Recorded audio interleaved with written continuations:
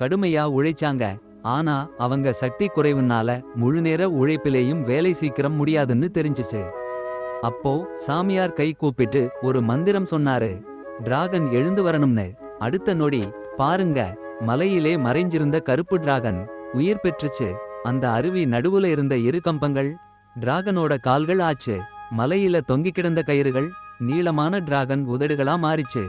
Dragon உடம்பு அசையல, ஆனா அது கால்களையும் உதடுகளையும் உபயோகிக்கலாம். கிராமத் தலைவன் சொன்னபடி கருப்பு டிராகன் உதடுகளை வச்சு தேவையான மரங்களை தொழிலாளிகளுக்கு கொண்டு போய் கொடுத்தது. நகங்களால அதை பிடிச்சு வைக்கவும் உதவி பண்ணுச்சு. கிராமத்து மக்களையும் காப்பாத்தும் பொறுப்பையும் டிராகன் ஏற்றுச்சு. ஒரு தொழிலாளி வெள்ளத்துல விழுந்தான். நீர் மூழ்கப் போறான். அப்போ டிராகன் உடனே நகத்தை நீட்டி காப்பாத்திச்சு. தண்ணியில மூழ்கி மூச்சு வாங்கின தொழிலாளி சிறிது நேரத்துக்கு அப்புறம்தான் உயிர் பிழைச்சிருக்கான்னு தெரிஞ்சுக்கிட்டான். டிராகன் உதவியால வேலை வேகமா நடந்துச்சு. தொழிலாளிகளுக்கு வேலை ரொம்ப சிரமமில்லாம போச்சு. அந்த டிராகன் உதடு எந்திரங்களை விட சிறந்தது. அரை நாள்லயே பாலம் ஏறக்குறைய முடிஞ்சு போச்சு. பாலம் எவ்வளவு வலிமையானதுன்னு பார்க்க சாமியார் ஒரு கம்பு வச்சு அதுல நடந்து போனாரு. சரியா அந்த பக்கம் போய் சேர்ந்தாரு. பாலம் முடிஞ்சுச்சு.